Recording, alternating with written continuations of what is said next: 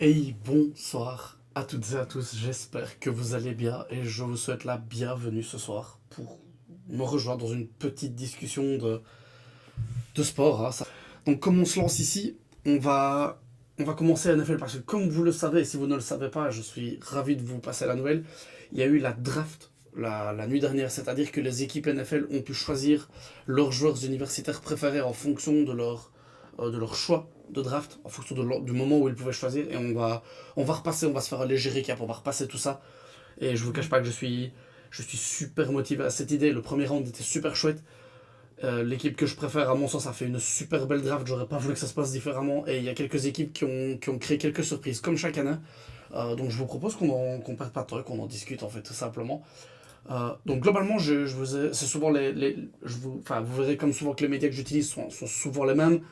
ESPN avait littéralement les droits de la draft, ils ont animé un truc en direct. Je ne vous cache pas, quand je les ai vus, je me suis dit, mon dieu, quel job de rêve d'être là sur un plateau, d'avoir une vue plongeante, une vue en plongée justement sur ces joueurs qui allaient changer leur avenir et pouvoir débriefer ça en direct. J'aurais vraiment souhaité le faire sur ma chaîne. C'est quelque chose que je vais absolument faire un jour. Vous me direz, c'est au minimum l'année prochaine. Cette année, c'était vraiment pas possible. Je devais me lever beaucoup trop tôt et je pense que ça commençait entre 1 heure et 2 heures. Et c'est quelque chose qui dure, mais j'aurais vraiment adoré. Si tout se passe bien pour moi, même si ça se passe pas bien pour moi l'année prochaine, je vais vraiment tenter de faire ça en direct, de faire ça moi sur ma tête. Je pourrais pas vous le retransmettre en direct parce que j'ai pas les droits. Mais par contre, je pense qu'il y a moyen de s'amuser un peu, faire quelques fiches techniques. Il faudrait que je prépare ça un peu à l'avance. Mais j'en ai réellement envie. Donc sans plus tarder, je vous propose de regarder un petit peu tout ça. Pour ceux qui ont déjà un peu suivi mon contenu via différentes formes, je vous avais annoncé, je suis désolé pour le spoil, j'étais pas plus intéressant ou plus intelligent qu'un autre. Fernando Mendoza allait être choisi en numéro A, il n'y avait aucun doute à ça. Je sais qu'on a essayé à un moment de jouer un peu à l'Atox, on a essayé de faire monter Ty Simpson dans la draft, on a essayé de nous dire que peut-être les Jets allaient essayer de monter. Non, non, non, non. Non, non, je suis navré de vous le dire, les Raiders voulaient Fernando Mendoza, ils ont maintenant Fernando Mendoza. La question est de savoir, est-ce qu'ils vont utiliser Fernando Mendoza à bon escient? C'est une toute autre question, je ne trouve pas que la franchise des Raiders ait fait du très très bon boulot ces dernières années, donc j'espère vraiment qu'ils vont step up. En tout cas, ils ont engagé un très très bon coach et ils ont drafté un très bon quarterback. Donc je pense qu'en tout cas, on a des bases solides. On a un bon head coach, on a un bon quarterback, mais il y a encore pas mal de choses à mettre en place pour que ça se passe bien. Est-ce que on sait aussi qu'ils ont récupéré Kirk Cousins? Est-ce que Kirk Cousins va vraiment être backup dès le départ? Est-ce que Fernando va commencer jour A? Il y a énormément de théories à ce niveau-là. Est-ce que Fernando va pouvoir apprendre sans prendre trop de risques, apprendre l'équipe, apprendre les comment dire toutes les tout le livre qui apprend le livre offensif? Est-ce qu'il va être capable de le faire jour A ou est-ce qu'on va justement le mettre sur le banc, le dire écoute, regarde Kirk Cousins au début, prends des notes, va pas trop vite dans le bas, regarde un peu les protections. Ça, c'est vraiment, il y a deux écoles. Je vous cache pas que moi j'aime l'idée de faire commencer Mendoza parce que je connais un peu le plafond de Kirk Cousins parce qu'on a pu l'observer pendant des années. Je pense que c'est un très bon quarterback, mais c'est pas le quarterback du futur. On le savait quand il a signé là-bas. Même si je me dois de vous dire à propos de Kirk Cousins, après j'en parle plus, mais mon Dieu qu'il est doué pour négocier des bons contrats. Je serais quand même curieux de savoir le nombre de dizaines de millions de dollars qu'il a pu signer ces dernières années sans spécialement jouer de manière pertinente pour des équipes pertinentes. Et le but n'est pas de critiquer Kirk Cousins. Il a fait une super belle carrière en saison régulière. Il a des stats qui sont vraiment très très bonnes. Et je pense qu'il a vraiment un talent fou pour lancer la balle et gérer le côté offensif de NFL. Mais mon Dieu, le nombre de dizaines de millions de dollars qu'il peut avoir, c'est absolument incroyable. Il a négocié sa carrière de manière absolument incroyable. Donc je dis ça, c'était un peu le spoil. Par contre, je vous parlais de surprise. C'était pas une énorme surprise. Le pick 2 et 3 n'étaient pas d'énormes surprises, mais à mon sens représentaient quand même des surprises. Je m'attendais sincèrement à voir Harvell Reese en 2, le linebacker polyvalent de Ohio State. Pourtant, on est parti sur David Bailey tout de suite. Alors, le choix est parfaitement compréhensible. David Bailey était en termes de pass rush, donc comme je vous l'expliquais, le pass rush, c'est la ligne défensive. On va chercher le quarterback, on empêche le quarterback adverse de jouer. Et c'est ce qu'on appelait, David Bailey était celui qu'on appelait le plus NFL ready. Je ne sais pas si vous avez déjà entendu le terme, mais globalement, il y a des rookies qu'on va drafter où on sait qu'on va avoir besoin d'un petit peu de temps avant qu'ils aient le plein potentiel. On pense que David Bailey, il peut directement il peut directement amener de la production. Et c'est en général ce qu'on souhaite lorsqu'on draft CEO. Le deuxième choix de draft, c'est énorme. Pour un rusher comme ça, c'est magnifique. Ça change sa vie, évidemment, parce qu'il va être au pic. Donc on va avoir un bon contrat, on va avoir le choix d'une cinquième année. Bref, les Jets, je pense, font un bon choix. De toute manière, que ce soit Harvell Reese ou David Bailey, il n'y a pas de mauvais choix, mais David Bailey, On sait il a des qualités physiques absolument incroyables. Il a fait le plus de sacs en football universitaire, donc on sait ce qu'il va amener. La seule chose, le seul bémol qu'on lui reproche à l'heure actuelle, c'est qu'apparemment il est moins à l'aise à la course et qu'on pense qu'en NFL, comme vous savez, en NFL, on prépare les match-up. Le staff en NFL est absolument dingue, hein. Il y a quelqu'un qui est là pour préparer notre équipe, il y a une autre qui est préparée pour l'équipe adverse. J'en ai déjà parlé dans différents contenus. Les staffs font un boulot absolument énorme en termes de scouting, un boulot vraiment énorme en termes de, comment dire, de révision de notes de la propre équipe, de révision de l'équipe adverse. C'est incroyable. La minutie et le détail sont vraiment énormes. Donc je sais que les équipes vont vouloir courir sur David Bailey. Quand je dis ça, c'est qu'au lieu de laisser le quarterback lancer et prendre le risque, quand d'une fraction de seconde, David Bailey arrive pour sac le quarterback, on va courir et on va faire en sorte de courir sur le côté là où il est. On va essayer de faire en sorte vous voyez, les équipes font vraiment ça. C'est un peu le problème que rencontre à l'heure actuelle Micah Parsons. Après, je dis ça, Micah Parsons est quand même il a plus de 10 sacs chaque année depuis qu'il est dans la ligue, si je dis pas de bêtises, parce que ça reste une force de la nature, ça reste un athlète incroyable. Mais en playoff, si vous regardez en playoff, les stats de Micah Parsons sont directement bien moindres. Parce qu'en playoff, je vous dis, on prépare les match-up, on prend plus de temps, on a un peu plus de temps pour voir le truc. Et c'est une élimination directe, donc on n'a pas droit à l'erreur. Et on regarde que ses stats en général en playoff sont vraiment en berne. Je pense qu'il a un seul sac en playoff. Et il n'a pas pu montrer l'étendue de son talent l'an dernier parce qu'il était blessé. Mais c'est ça que je veux dire à David Bailey. Je pense que c'est un très bon choix. Il va rush et il va faire des dégâts. La seule question est de savoir comment il va être utilisé par la défense des Jets et comment ils vont pouvoir le laisser sur le terrain pour qu'il crée le problème sans que les équipes puissent lancer des runs à chaque fois de son côté et le rendre, je veux dire, plus inefficace. Ça, je pense que c'est un très bon pick et je vais être très très curieux de le suivre l'an prochain. Alors ici, c'est aussi une surprise. Encore une fois, c'est pas réellement une surprise parce que Jeremiah Love faisait partie de ce qu'on appelle les can't miss prospects. Même si souvent vous entendrez que dans la ligue, il n'y a pas de can't miss prospects. Un can't miss, en gros, c'est-à-dire, vous le prenez, vous êtes sûr qu'il va faire du bon boulot. Ça n'existe pas réellement, mais il y a quand même des joueurs qui s'en rapprochent énormément et Jeremiah Love en faisait absolument partie. Il a été incroyable en foot universitaire, son combine était excellent. Il n'a pas de problème en dehors du terrain. Et sur le terrain, on voit la production. Il est excellent. Donc, c'est-à-dire que c'est un all-around back, comme on appelle. C'est-à-dire qu'il peut être en first, second, third, fourth down. On peut lui faire confiance à tous les moments. Il a le fameux, la fameuse, comment les Américains disent, en gros, il a la vitesse. Il a la vitesse pour aller chercher le touchdown. On peut partir à 60 yards et s'il craque une ouverture et il n'y a vraiment aucune chance de le revoir. Il va très très vite, il est très physique, il peut courir entre les tacles et il peut recevoir aussi.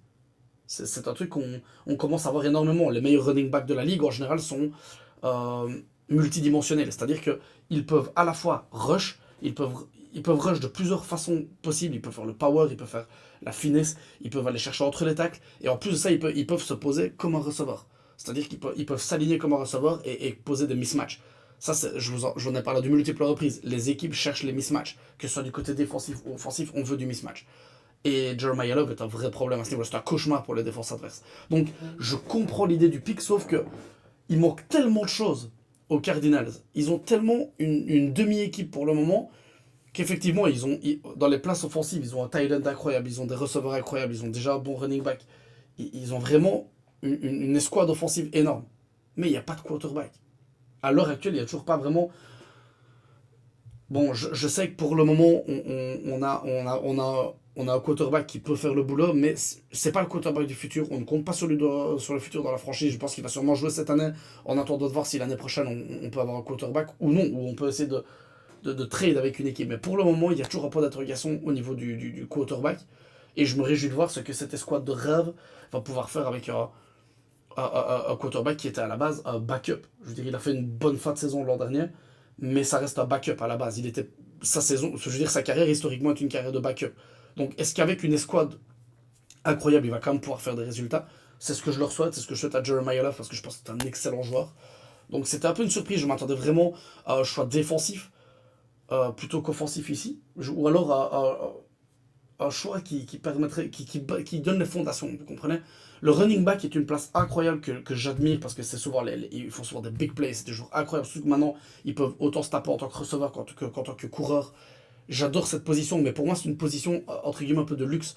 C'est la position que vous amenez quand vous avez déjà les fondations et eux ils amènent beaucoup plus. L'exemple que je peux vous donner c'est Saquon Barkley avec les Philadelphia Eagles. On avait déjà de très bonnes fondations, on prend un running back de feu et on gagne le Super Bowl. Mais prendre le running back avant le reste, je suis un peu surpris, même si encore une fois, Jeremiah Love, en termes de qualité, c'est ce qui se fait de mieux à la position dans la draft. Donc je pense pas qu'on puisse se tromper. On verra un peu comment se passe la saison des Cardinals. Mais j'ai un doute par rapport au côté utile du pick, mais il est incroyable. Si on lui donne la moindre occasion, il va être très très fort. Alors, au numéro 4, ça je suis beaucoup moins surpris. Je m'attendais à voir Jeremiah Love aux Titans. Mais à partir du moment où il est plus là, je pense que le choix de Carnell Tate, c'était quasi une évidence. On a eu un quarterback numéro 1 l'an dernier, en premier choix de pick, et là on veut lui mettre un bon receveur. Et je pense que Carnell Tate, même si on lui reprochait d'être un peu numéro 2, parce que vous avez Jeremiah Smith, si je dis pas de bêtises, du côté de Ohio State, on pense qu'il peut être projeté au numéro 1 de la draft. Je sais pas si vous vous rendez compte, mais pour un receveur être premier de la draft, il y en a eu historiquement, mais c'est pas la norme.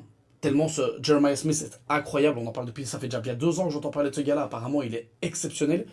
Donc on reproche pas à Carnell Tate d'être numéro 2 derrière ce gars-là, mais quand on voit ses stats en tant que numéro 2, quand on voit la sécurité de ses mains, très important chez un receveur, on voit sa vitesse, c'est vraiment pas mauvaise par rapport à son gabarit, et il lâche pas la balle. On la lâche pas. Quand on l'a en main, en général, elle tombe pas. Et je pense que Carnell Tate va vraiment être excellent du côté de Tennessee avec, avec notre. C'est Cam Ward, pardon, ça a failli pas me revenir. Leur quarterback qui était le premier choix. Je pense que c'est un très bon choix ici. C'est un très bon receveur pour un très bon quarterback. J'ai eu pensé pendant un moment, vu qu'ils ont fait revenir Robert Saleh en tant que head coach, qu'ils allaient peut-être jouer défense, mais ils ont voulu donner une arme à leur quarterback et ça me semble évident. Lorsque vous draftez un quarterback très haut, pendant les années où vous voulez tester, au moins pendant 3 ans, je dirais, vous testez un peu le quarterback pour savoir s'il peut être le quarterback du futur. Si vous lui donnez pas d'armes, il est impossible de l'évaluer correctement. Donc ici, c'est un très bon choix, à mon sens, même s'il est drafté très haut. J'ai vu pas mal de pundits dire, oh là là, c'était un peu haut. Je ne suis pas certain qu'il y ait vraiment cette notion de haut à partir du moment où vous pensez que c'est le meilleur joueur à la position de laquelle vous avez le plus besoin. Jeremiah Love aurait été incroyable, mais Carnell Tate est absolument incroyable aussi, donc je me réjouis de voir ça. Évidemment, le cadeau ici, John Harbaugh, je peux vous assurer que John Harbaugh et les Giants ne s'attendaient aucunement à avoir Alvarez en numéro 5. Ça, je peux vraiment vous l'assurer. J'étais pas dans la pièce, j'aurais jamais ce genre d'accès, mais je vous assure, si je pouvais être une petite souris, me faufiler, regarder les discussions, lorsqu'ils ont dû voir. Attends, ils prennent Bailey en 2, on prend Jeremiah Hill. Ok, on peut se faire Alvarez en 5, c'est parti. Je pense que le pick a dû être vraiment rapide. On a dû hésiter 5 minutes avec Sonny Styles parce qu'on en avait déjà parlé lors du draft combine, c'était vraiment les deux leaders en termes de linebacker très très polyvalents. Ça ne m'étonne pas qu'on soit allé chercher Alvarez et ça veut dire que la défense des Giants, les copains, l'année prochaine. Alors on perd Dexter Lawrence qu'on laisse partir parce que de toute manière il voulait être payé, on n'était pas trop d'accord, il y avait un problème de contrat donc on laisse partir un mec qui n'était pas content aux Bengals. On récupère un premier choix de draft, c'est le 10e choix je pense. Et je vous assure que cette défense, on a, si je dis pas de conneries, on a Thibodeau, on a Abdul Carter, on a Brian Burns qui était deuxième au sac, et maintenant on vient remettre Harvell Reese dans l'histoire. NFC East, donc Dallas, Philadelphie et Washington, préparez-vous les gars, la défense de New York, elle va être à mon avis vraiment conséquente, surtout avec l'arrivée de John Harbaugh. Je pense que ça va vraiment pas être une blague. Alors ici, la petite, on passe au pic, j'enchaîne un petit peu parce qu'il y en a quelques-uns et je pense pas que ça vaille la peine de rester 3 heures. De toute manière, si vous avez le moindre doute, la moindre question, la moindre intervention, n'hésitez pas à me capter de la moindre manière, je me ferai plaisir de discuter avec vous. J'attends que ça pour être honnête.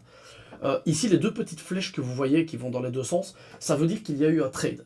Et ça, c'est assez intéressant et important, c'est-à-dire que pendant la draft, les équipes peuvent échanger leur pick. C'est-à-dire qu'ils peuvent dire, ah, si tu me donnes le 6, je te donne mon 14 et un deuxième choix. Enfin, peu importe, vous comprenez l'idée. On peut compenser le fait de monter dans la draft pour aller chercher un joueur qu'on voulait. Et les Chiefs, qui ont laissé partir leurs 2 cornerbacks titulaires, Watson qui est parti gratuitement, enfin, en free agency du côté des Rams, et les Rams qui ont tradé le cornerback Trent McDuffie. Je l'avais appris en direct, ceux qui ont regardé soit la vidéo qui était en live avec moi. C'était incroyable. Ils perdent leurs 2 cornerbacks, un par trade, un via free agency. Donc on était un peu obligé d'avoir au moins un bon cornerback, et je pense qu'ils prennent le meilleur cornerback disponible avec Mansour Delane. Les cornerbacks de LSU, globalement, c'est une belle école historiquement. Il y a souvent de très très bons. On pense à Patrick Peterson. On peut penser j'en ai d'autres. J'ai Patrick Peterson en tête. Et j'ai encore Derek Stingley des Texans, que j'adore, que je trouve absolument incroyable. Donc je me réjouis un peu de voir ce que ça peut donner, mais ça, pour moi, encore une fois, c'est un très bon pick. Je pense qu'il va. Surtout que Steve Spagnuolo a une certaine tendance à être excellent dans le fait de développer les cornerbacks. Et je pense que Mansour Delaney a un talent inné qui est incroyable. Donc évidemment, on se retrouve ici avec la Washington Commanders, qui eux, pareil, à mon avis, devaient être assez surpris de voir Sonny Styles encore là, donc je pense que ça a dû être rapide. Hein. Ah, on a un linebacker polyvalent qui a explosé le combine. On va le faire venir. Donc c'est un choix, à mon sens, encore une fois, très facile. Euh, je veux dire, vous avez un très bon quarterback, vous avez un côté offensif qui peut être travaillé, mais en tout cas, il va changer votre défense. Un gars comme Sonny Styles, ça change votre défense. Donc honnêtement, no-brainer, comme on dit. C'était un choix facile, ils l'ont très bien fait. Donc félicitations aux Commanders. Et je vous dis, quand vous voyez un peu la NFC East, donc les équipes desquelles je vous parlais, New York Giants, Washington Commanders, Dallas Cowboys et Philadelphia Eagles. Donc on a déjà Harvell Reese et Sonny Styles qui arrivent. Il y a eu 7 choix. Donc c'est-à-dire que cette division va être vraiment intéressante. En week, j'étais assez surpris sans l'être. C'est-à-dire que je ne savais pas que les Saints allaient partir receveur. Je me pose toujours des questions sur la direction que prend cette franchise. J'ai toujours un peu de mal avec les Saints. Il y a toujours des décisions qui me surprennent toujours. La fin de Drew Brees, le fait de mettre un tight end en tant que quarterback, le fait d'avoir payé des contrats énormes et de ne pas avoir anticipé le futur. On se retrouve un peu dans un no man's land. Mais bon, encore une fois, on revient sur la logique. On a drafté Tyler Shaw assez haut l'an dernier. On veut lui donner un bon receveur. Et Jordan Tyson, les gars, c'est pas un bon receveur, c'est un excellent receveur. Il y a juste un gros point d'interrogation. Il a été fortement blessé et il a été blessé à de multiples reprises. Donc, est-ce qu'il va pouvoir rester en bonne santé pour aider son quarterback et créer une belle connexion? Parce que je vous assure que Jordan Tyson, Cornell Tate, Jordan Tyson, j'aurais énormément de mal à vous dire qui est le meilleur. Tellement ils sont excellents tous les deux. La seule chose, c'est que Cornell Tate a une très très bonne santé et il a été vraiment constant à ce niveau-là. C'est la seule inconnue avec Jordan Tyson, mais au niveau du talent, il n'y a aucun doute. Croyez-moi, il y a zéro de Jordan Tyson, c'est le feu. Il n'y a aucun problème. On retrouve ici les deux petites places parce qu'on a trade. C'est simplement le fait que Cleveland soit descendu en 9 et que les Chiefs soient montés en 6, si je ne dis pas de bêtises. Et donc ici, je me surprends moi-même à le dire, mais je pense que les Cleveland Browns ont pris une bonne décision. Excellent les gars, excellent les Cleveland Browns. Parce que franchement, ils sont pas connus pour ça, les gars. Ces dernières années, ils sont vraiment pas connus pour ça. Donc là où je suis assez content, c'est que on va essayer de protéger le quarterback, même si j'ai vu des nouvelles, des reports dans la ligue qui disaient oui, mais on n'est pas sûr que Shedeur Sanders soit notre gars, etc. J'espère vraiment que ça va s'arrêter et qu'ils vont vraiment être intelligents pour 20 secondes, mais là en tout cas le choix me plaît, c'est-à-dire qu'on va chercher un offensive lineman, on va chercher de la protection pour le quarterback et ça me semble évident quand on voit la qualité de la protection de Sanders l'an dernier. Elle était vraiment pas bonne, on va chercher Spencer Fano, même si je suis étonné, je m'attendais, la transition va être bonne, je m'attendais à ce que Francis Mauigoa soit le premier tackle sorti de la draft, mais ils sont partis Spencer Fano. On va voir un peu ce que ça raconte. Je pense que les deux sont excellents, mais c'est vrai que quand je voyais les mock drafts des personnes auxquelles j'accorde très souvent ma confiance en termes de draft et de NFL, j'étais assez surpris. Je vais pas vous mentir, je pensais que Mauigoa allait passer en first, et ce n'est pas le cas. Alors ici, ce que vous voyez, c'est que vous voyez les deux flèches. Je vous ai parlé il y a quelques minutes de la défense des Giants, qui allait être excellente, même son père Dexter Lawrence. Et ben Dexter Lawrence a été trade aux Cincinnati Bengals contre le 10e choix. C'est ce que vous voyez ici. Et Francis Mauigoa, on va aller un peu protéger Jackson Dart. Ce qui est chouette parce que je pense que c'est un très bon quarterback. Je pense qu'il a des choses à offrir dans cette ligue. Mais il a un style de jeu qui est parfois un peu imprudent, si je puis dire. Il a tendance un peu à foncer parfois tête la première. Donc avoir protéger le quarterback et améliorer la défense, les deux choix des Giants me semblent honnêtement excellents.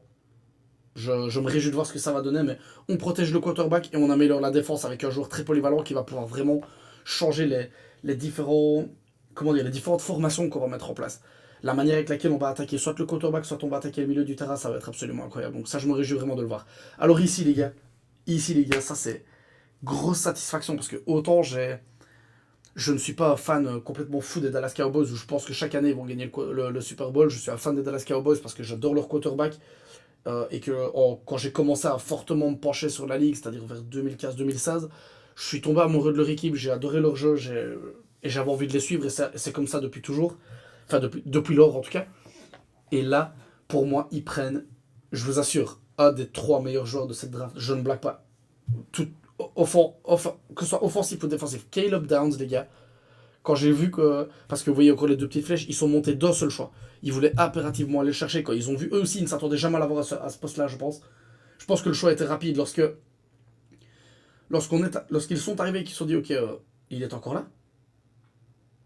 Caleb Downs est encore là. Ok, bah, on va téléphoner pour aller le chercher. C'est simple.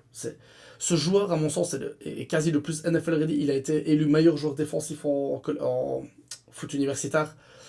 C'est monstrueux, les gars. Il était le meilleur joueur de la défense de Ohio State. Pourtant, quand vous savez qu'il y avait Sonny Styles et Harville Reese. Donc, Caleb Downs, les gars, je vous assure, la première chose que je me suis dite quand j'ai vu ça, c'est bordel, il faut que je m'achète sa vareuse. Mais leurs goodies sont tellement chers à la NFL. J'ai même pas encore ma vareuse de Dak Prescott que je me dis déjà que je dois avoir celle de Caleb Downs. Je voudrais juste voir quel numéro il aura. Parce que je pense qu'historiquement, il a joué avec le 2. Je suis pas formel, mais je pense que le 2 est déjà pris à Dallas. Donc, est-ce qu'on va libérer le 2? Je n'en sais rien, mais peu importe. Ça, c'est un choix incroyable. Je suis aux anges. C'est un superbe pick. C'est ce qui était nécessaire. La défense de Dallas, c'était une catastrophe. Et je pèse ma main l'année dernière. Donc, ce gars-là, instantanément, il change votre défense. Il rend la défense meilleure tout seul. Même s'il y a encore des spots à améliorer. Non, c'est magnifique. Je suis absolument ravi de ce pick. Et je vais pas aller plus loin. C'est un safety, ça va changer la défense. Il est excellent, il est très intelligent. Ça va donner vraiment des patrons de la défense pour des années à venir. Donc ça, je suis très très content.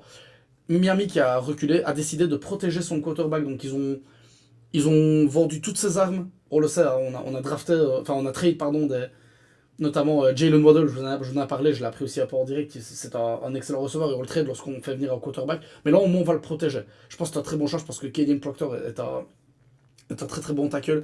Je pense qu'il va jouer à gauche. Il pourrait aussi jouer à droite. Donc je pense que c'est un bon choix de la part de Miami de protéger le quarterback qu'on vient de payer une somme quand même conséquente.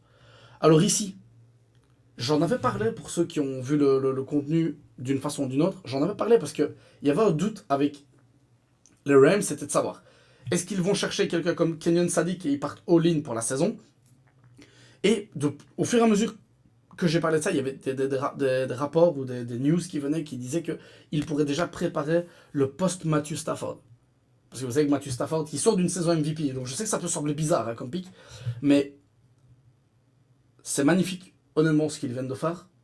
C'est d'aller chercher le quarterback ce qu'ils pensaient être le quarterback du futur. Alors, j'ai eu beaucoup de critiques selon lesquelles il était drafté un peu haut, mais comme je vous ai dit, je ne crois pas à cette notion de drafter haut si c'est la position de laquelle vous avez besoin et que vous êtes convaincu par le joueur. Je pense qu'ici, et qui de mieux que Sean McVay pour prendre un quarterback et en faire quelque chose de bien, je suis convaincu en tout cas. Je suis convaincu ici que... En plus, c'est un scénario que j'aime assez. Je pense que les franchises sérieuses font souvent ça, et je pense que souvent ça marche pas mal quand c'est bien entouré. C'est-à-dire, on ne sait pas si Matthew Stafford va jouer encore longtemps. Il avait déjà des problèmes l'an dernier, on sait qu'il vieillit, on sait qu'il a eu des problèmes de santé, mais il sort d'une saison MVP, quoi. Il s'agit de le rappeler. Ty Simpson ne va pas avoir le terrain l'année prochaine, je pense. À moins d'une blessure ou d'un drame côté Matthew Stafford, il verra pas le terrain l'année prochaine. Par contre, il va pouvoir observer, écouter et apprendre en dessous de Sean McVay et Matthew Stafford. Il y a pire comme situation pour un jeune quarterback. Je pense sincèrement que si Matthew Stafford prend sa retraite l'année prochaine ou l'année d'après, je pense que Ty Simpson va pouvoir surprendre pas mal de gens. Je suis sincère ici et je me réjouis de voir ça dans le futur. On en reparlera, croyez-moi. Et on verra si ce choix. C'est très risqué évidemment, parce que le 13e choix c'est très haut et on aurait pu améliorer l'équipe énormément. Je veux dire, Kenyon Sadiq aurait été incroyable dans le système offensif de McVay, mais je comprends l'idée de vouloir préparer le futur en sachant que Matthew Stafford n'a pas 5 ans encore à jouer. Ça, c'est un fait. 1 an, 2 ans peut-être. Après 2 ans, j'aurai des doutes. Je suis honnête avec vous. Au niveau auquel il joue, j'aurai des doutes plus de 2 ans, mais j'ai déjà été surpris. LeBron James. Mais en 14e position, on a les Ravens qui ont fait un choix aussi assez... Ils ont tendance à très très bien drafter. J'ai oublié de le préciser pour Dallas. C'est un truc que ils sont assez nuls en free agency. Ils font des choix très douteux lorsqu'il s'agit de payer, de faire les contrats. Ils sont même dans les plus nuls de la ligue, si vous voulez mon avis. Jerry Jones, quand il s'agit de signer des contrats, c'est une catastrophe, à mon sens. Mais ils draftent très très bien. Et c'est Caleb Downs, c'est pas... Donc ici, on prend Olaiva Vega Johan. Donc encore une fois, c'est un offensive guard, comme vous voyez là. Donc c'est pour la ligne offensive. On veut protéger Lamar Jackson. Et ça me semble être une évidence. Protéger le double MVP et le franchise quarterback, ça me semble être une bonne solution, surtout quand on voit combien on a investi sur lui. Alors ici, c'est aussi une des premières surprises pour moi, c'est que je m'attendais à avoir Ruben Bain Jr. assez haut. C'est-à-dire que c'est un très très bon pass rusher, on l'attendait très haut, et il a un peu slide, on appelle ça slide. Slide, c'est quand on descend dans la draft par rapport à ce qui était attendu. On a des attentes, on se dit, oh celui-là, il peut être choisi entre là et au final, c'est pas le cas. Ici, il a un petit peu descendu, et la raison principale, je me dois de vous la dévoiler, parce que j'ai lu beaucoup de rapports, ses bras, les gars. La taille des bras, c'est-à-dire qu'on a mesuré ses bras, et on s'est dit, il est plus proche du T-Rex que du ptérodactyle, donc on va éviter de le drafter si haut. Est-ce que c'est un bon choix ou non? L'avenir nous le dira. Mais en tout cas, Tampa Bay tombe sur un edge rusher, je pense qu'ils avaient besoin d'aide en défense. Je suis très très curieux de savoir ce que ça va donner. Mais je pense que Ruben Payne Jr. est un excellent joueur. Je pense qu'il était très vexé et très frustré de descendre si bas. Alors, 15e choix, c'est pas bas, mais il était pour moi à top 10. Ça me semblait évident. Je suis sincère ici, ça me semblait absolument évident que Ruben Payne était dans le top 10. Ce n'est pas le cas. Tampa Bay, encore une fois, je pense que dans la draft room de Tampa Bay, ça devait être. Quoi? Il est dispo ce gars-là?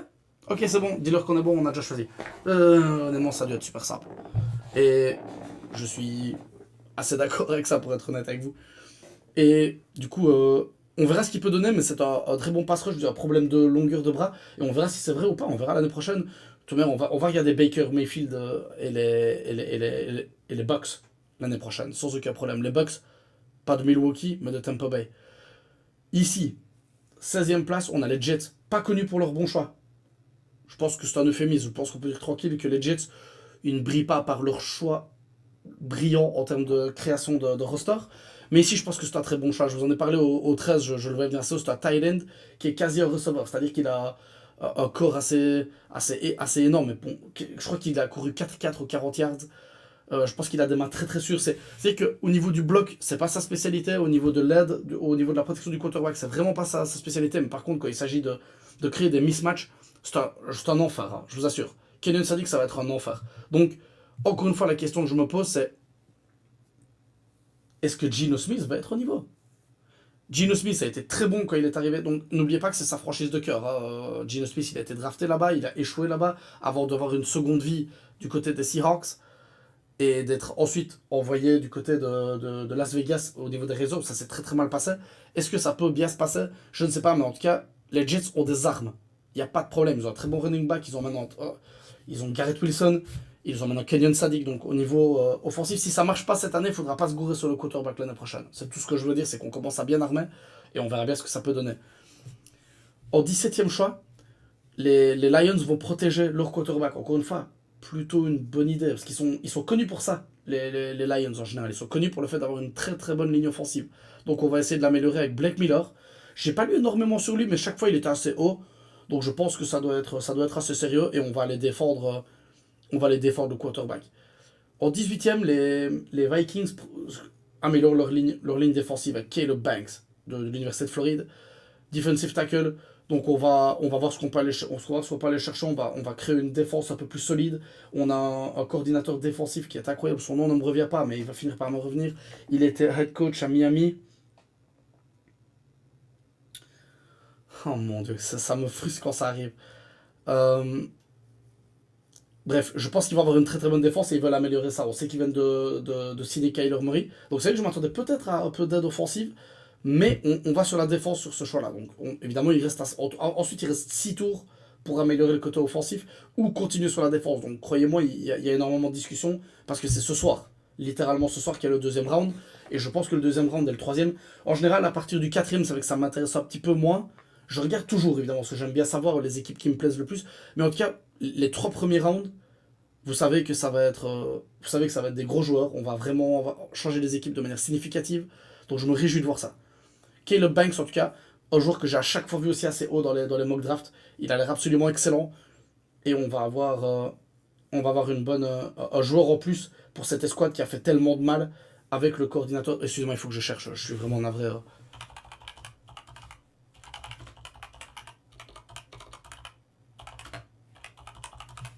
Je suis vraiment navré.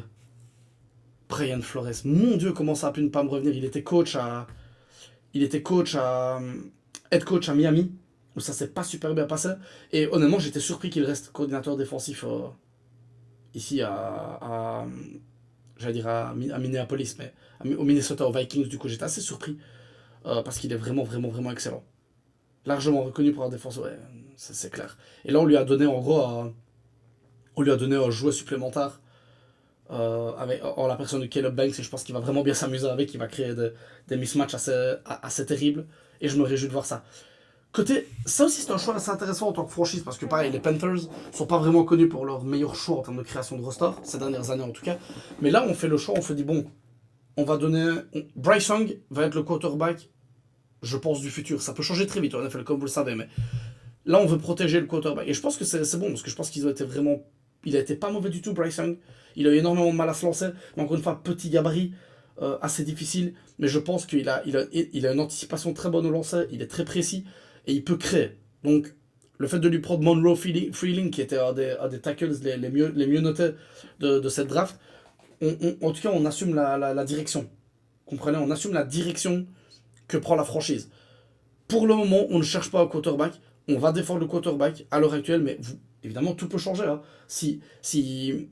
Pardon, si Bryce Young ne joue pas bien cette année, le fait d'avoir drafté une bonne ligne offensive, c'est très bon pour le quarterback qui viendra après lui. Donc. Mais en tout cas, on veut protéger Bryce Young et on veut créer des fondations. On va dans les tranchées, comme on dit toujours. Les tranchées en NFL, c'est la ligne offensive pour défendre le quarterback et la ligne défensive pour aller chercher le quarterback, globalement.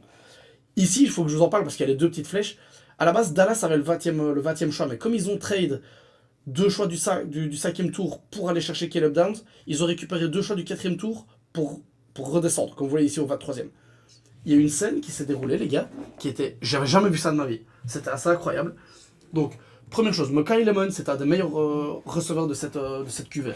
D'ailleurs, il est beaucoup plus bas que ce à quoi je m'entendais. Je me dois directement d'être honnête avec vous, je l'attendais beaucoup plus haut que ça, parce que c'est un excellent receveur, mais en plus de ça, c'est un mec avec une mentalité de fou. C'est un mec qui va au milieu, qui a pas peur de se faire toucher.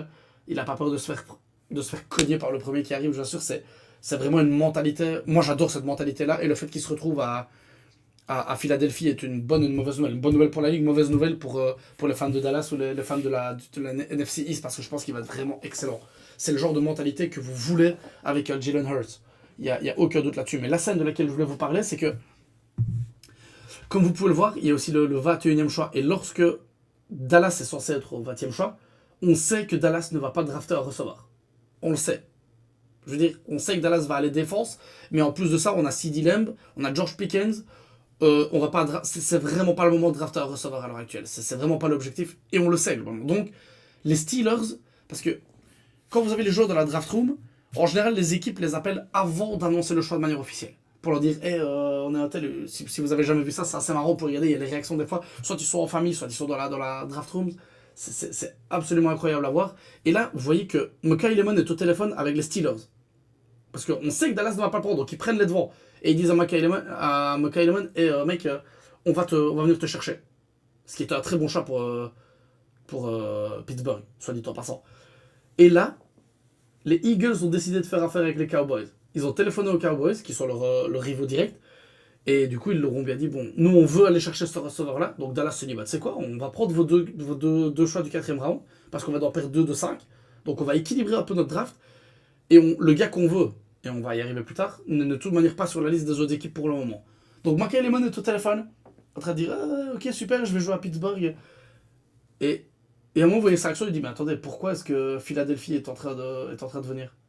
Parce que Philadelphie est passé devant. Donc ils se sont retrouvés vraiment bêtes, les Steelers. Ils avaient un choix qui était fait, parce qu'ils savaient que Dallas n'allait pas le prendre. Dallas a tradé son pick, donc boum, on a les Eagles qui arrivent et qui disent, hop, on prend les mains. C'est un magnifique choix. C'est encore une fois Howie Roseman en NFL. J'ai une admiration énorme pour ce gars. Il fait du super boulot là. La franchise des Eagles est comme toujours bien gérée. C'est quand même vraiment incroyable. Donc, ils se retrouvent un peu bêtes, les Steelers, parce que ça aurait été un très bon choix, je pense, pour mettre à côté de DK Metcalf. On aurait bien rigolé. Et du coup, ils vont chercher un tackle offensif. Je vais même pas essayer de prononcer son nom, c'est Max. Ok, je suis désolé, je veux pas lui manquer de respect à déglaguer son patronyme, donc ce sera Max, mais aussi des tackles les mieux gradés, donc je pense que c'est un bon choix. La seule chose qui me dérange, c'est qui va-t-il défendre? Est-ce qu'Aaron Rodgers revient?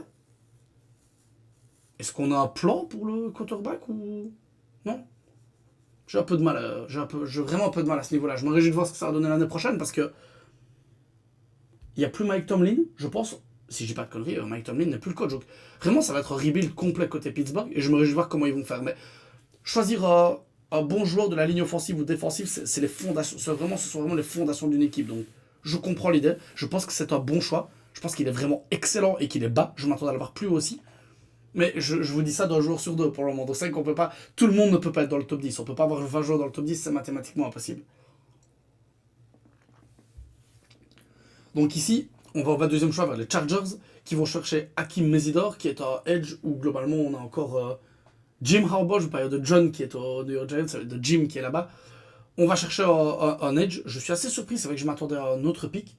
Parce que je pensais qu'on allait vouloir aller offense et protéger le quarterback. Mais là, on va chercher un bon défenseur, ce qui n'est pas de refus. Hein. Encore une fois, un edge, il vous permet, s'il joue bien, il vous permet de récupérer la balle plus tôt et que votre quarterback développe plus de minutes dans le jeu. Donc, on verra ce que ça donne. Mais encore un gars qui vient pour rusher le quarterback.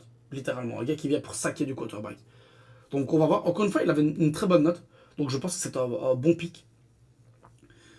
Et ici, encore une fois, c'est un gros plaisir pour moi parce que Malachi Lawrence, malheureusement, c'est un secret de polichinelle que Dallas l'aimait vraiment bien parce il fonctionne très très bien dans le schéma défensif que le nouveau coordinateur défensif veut mettre en place. J'espère que j'ai pas dit système offensif. Défensif. Si c'est ça, je me le corrige tout de suite. On a un nouveau coordinateur défensif après la débâcle de l'an dernier. Il a un schéma en 3-4 et pas 4-3 si je dis pas de bêtises. Enfin bref, il a un système de jeu bien particulier. Et le but, comme je vous en ai déjà parlé, c'est de lui donner des armes pour que son système puisse être efficace et bon. C'est ce qu'on fait avec Malachi Lawrence. Donc Caleb Downs et Malachi Lawrence qui va essayer de rush le quarterback encore une fois, je pense que c'est un très bon choix. Il est un peu incertain, mais il a un potentiel vraiment énorme. Donc si on peut l'amener à comprendre le système et être bon dans le système, on va entendre son nom quelques fois et je pense que c'est un très bon pick. Je vous dis, historiquement, c'est une des rares choses pour lesquelles on peut faire confiance à Dallas dans la création d'un roster, c'est la draft. Ils ont tendance à bien drafter, donc je suis très content. Je pense que c'est une des meilleures drafts des Cowboys sur les dernières années. Et je me réjouis absolument de les voir l'année prochaine et de voir si la défense peut être, ne serait-ce qu'un minimum bonne, au moins compétente au niveau NFL. Parce qu'avec le côté offensif qu'ils ont, je pense vraiment qu'ils peuvent être très dangereux. Je vous le dis sincèrement, je vous parle pas du Super Bowl ici, j'ai même pas encore vu les images, mais je pense que s'ils ont une défense moyenne, parce que l'an dernier elle était cataclysmique. Mais bon, on a fait venir Quinnen Williams entre temps, on va avoir Caleb Downs, on va avoir Malachi Lawrence, on a des joueurs qui ont vraiment un bon niveau, qui vont amener quelque chose. La seule chose que je me demande, c'est comment ils vont faire au poste de cornerback, parce qu'on a réellement besoin d'un cornerback. Et il y a ici un petit nom, je vous le donne en mille, il y a Jermon McCoy, il devait être le cornerback numéro 1 de cette draft. Mais il a eu des grosses blessures. Donc, comme ça arrive souvent, il descend dans ces cas-là. Est-ce que Dallas peut aller le chercher au deuxième round? Ça, ce serait magnifique. Parce que s'il peut rester en bonne santé, ce sera un vol. Littéralement, ce serait du vol d'avoir Jermon McCoy au deuxième round. Je vous assure, ce serait vraiment du vol s'il peut rester en bonne santé. Et il aiderait grandement la défense après Caleb Downs et Malachi Lawrence. Donc, vous voyez qu'il reculait avec ce choix-là ici. Ici, on a, si je dis pas de bêtises, on a les Browns qui montent. Je crois que les Browns montent, mais je ne suis pas formel, donc je ne vais pas trop m'avancer. Et ils vont, encore une fois, un très bon choix. Mais deux fois, je les ai applaudis. Hey, les Browns, vous en avez ras-le-bol que tout le monde se foute de vous ou quoi, les gars? Mais c'est du bon boulot quand même. On va chercher de quoi protéger Shadow et on lui donne une arme pour voir s'il est bon, s'il est vraiment si bon que ça. Mais excellent, les Browns. Ça fait plaisir parce que j'ai tellement l'habitude que vous fassiez des choix atroces que quand vous faites deux bons choix de suite, je suis surpris, sincèrement. Donc, vous avez ici Casey Concepcion, qui est un excellent receveur, qui est, encore une fois, je vais le dire pour la 15e fois aujourd'hui, plus bas que ce à quoi je m'attendais, mais c'est un très bon choix de la part de Cleveland. Sincèrement, personnellement, je suis carrément fan, et je pense qu'il va faire du bon boulot. Donc on protège le quarterback et on lui donne une arme. Que veut le peuple, les gars? Franchement, superbe sélection, et je me réjouis de voir encore une équipe que je vais vous le dire un million de fois, ça, parce que je me réjouis de voir beaucoup d'équipes. C'est à chaque fois comme ça après la draft, je suis super hypé parce qu'il y a beaucoup de joueurs que j'ai appris à connaître, que j'ai appris à suivre, et je veux voir ce que ça donne. Je veux voir comment on les met en place. C'est ça, je vous l'ai déjà dit. Je veux voir la grandeur dans le sport, je veux voir comment le coaching staff va le mettre en place, je veux voir quel joueur va me surprendre dans le bon sens ou dans le mauvais sens. Je me réjouis de voir ça. Et j'ai l'impression que Casey Concepcion avec Shedeur Sanders, ça peut être vraiment très très bon. Ça peut être vraiment, vraiment, vraiment très très bon. Je me réjouis de voir ça. Alors ici, il y a encore un safety qui m'aurait bien plu à Dallas, mais on a eu Caleb Downs, les gars, donc je suis trop content. Mais Dylan Thieneman, excellent safety, et c'est les Bears qui vont le chercher. Donc on va donner une défense. Je pense qu'il va vraiment changer la défense assez rapidement. Je pense qu'il est sous-estimé parce que tout le monde a regardé Caleb Downs, mais je pense qu'encore une fois, C'est bien c'est la quantième, 8e, 9e que je vous dis ça. Il est sélectionné plus bas que ce que je pensais. Donc je vais pas trop m'attarder. Je pense qu'il est vraiment excellent. Je pense qu'il va changer une bonne partie de la défense des Bears. Je pense que c'était nécessaire. Et je me réjouis de voir ça. Donc ici, on a les Texans qui viennent chercher Keelan Rutledge, qui est un offensive guard. Donc encore une fois, défendre le quarterback que vous pensez être le quarterback de votre franchise, en la personne de CJ Stroud, bonne idée les Texans. Je pense que c'est un très bon choix. Et j'espère qu'il va payer parce que c'est une équipe que j'aime encore bien voir. C'est une équipe qui n'est pas allée aussi loin que ce que je le pensais, parce que CJ Stroud m'a vraiment surpris pour son année rookie, où il était vraiment exceptionnel. Et puis il n'a pas été mauvais, attention, ne vous me prenez pas. Mais il n'a pas eu la courbe de progression à laquelle je m'attendais. Je ne sais pas si ça a du sens, mais en tout cas, moi je me comprends et je me réjouis de voir ce que ça va donner. On a les Miami Dolphins qui vont chercher Chris Johnson et qui montent en plus dans la draft pour aller chercher Chris Johnson, qui est un cornerback.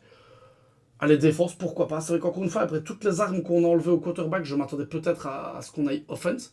Mais on va chercher un cornerback qui est un bon choix. Et je suis surpris d'ailleurs qu'il soit drafté avant notre ami Joe McCoy. Mais je vous dis, le côté blessure, à mon avis, a vraiment refroidi les franchises. Donc Chris Johnson, incroyable choix. Je pense que c'est bon. C'est que je le répète, mais je m'attendais sincèrement à avoir autre chose, à avoir un côté offensif.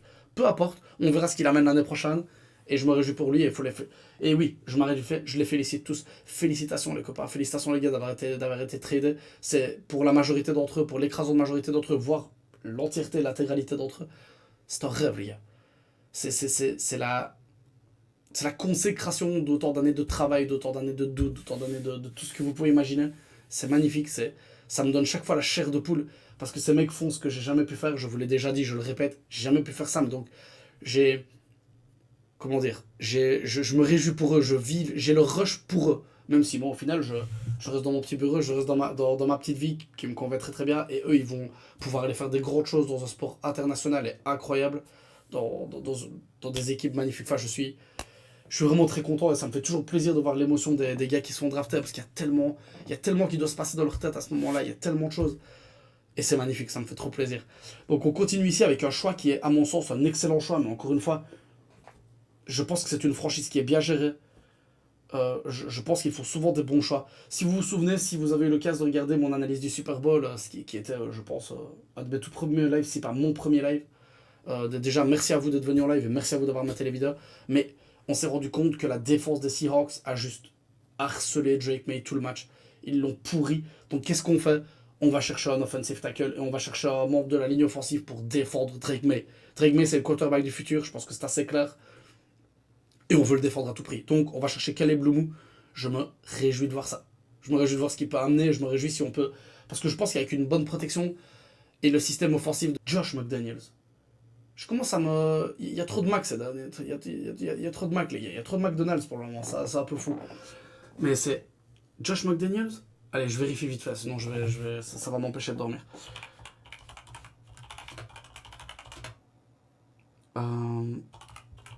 Je crois que c'est Josh McDaniels. Ok, Josh McDaniels, je suis pas devenu complètement fou. Le système de Josh McDaniels avec une bonne protection, je pense que Drake May, on peut vraiment s'attendre à quelque chose. Ça va vraiment être intéressant. Alors ici, on va chercher Peter Woods du côté des Chiefs. Et ça, je pense que c'est un très bon choix aussi. On va encore défense. Sur la défense, on a perdu pas mal d'armes. Je pense que côté offensif, on se dit qu'avec un Mahomes qui revient en pleine forme, Kelsey qui revient, la bande de receveurs, je pense qu'on peut faire une bonne saison. C'est ce qu'ils pensent en tout cas. Je pense pareil qu'eux. Et avoir une très très bonne défense avec un coordinateur défensif comme Steve Spagnuolo, je pense que c'est un bon choix. Et on va avoir une ligne défensive avec ces gars-là qui va être vraiment très très fort. On a évidemment Chris Jones, qui est peut-être le meilleur defensive tackle de la ligue. On a l'autre copain avec le nom grec. Comment ça encore le compas en. Karlaftis. George Karlaftis, c'est ça? Je pense que c'est Karlaftis. Donc on va avoir une ligne défensive qui va être assez impressionnante et on a un Mansour Delaine derrière. Donc je pense que les Chiefs, encore une fois, ils ont fait une très mauvaise saison l'année dernière. C'est la première depuis l'ère Mahomes. Je pense qu'ils vont revenir et assez vite. Ici, on a encore un choix qui moi me plaît. Donc on a les Jets qui montent, si je dis pas de bêtises, pour aller chercher Omar Cooper Jr. Encore une fois, un receveur.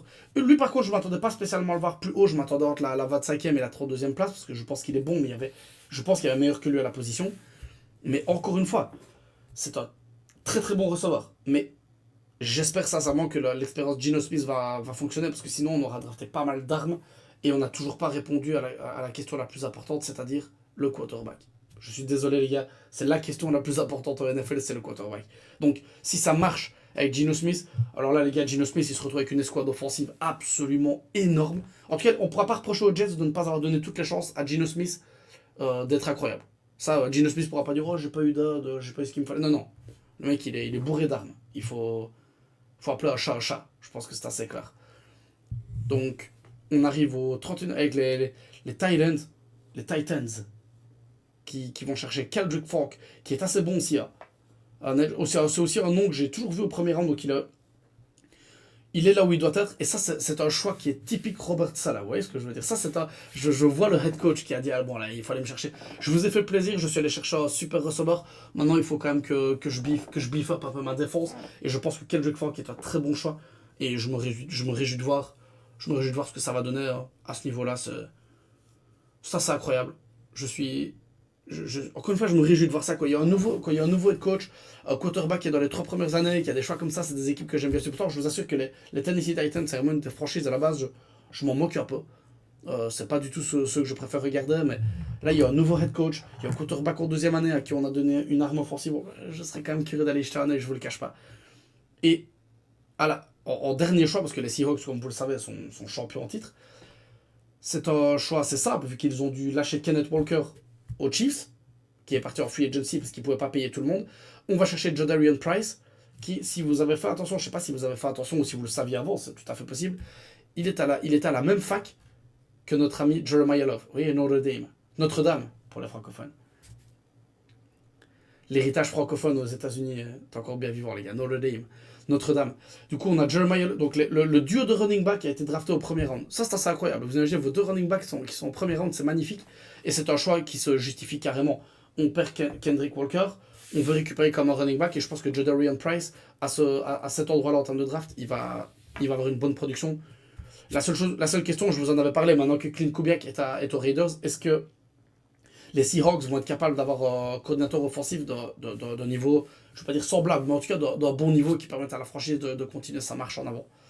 Donc globalement, on a fait le premier tour. Le deuxième tour est cette nuit, littéralement. Donc on en saura plus dans les jours qui viennent.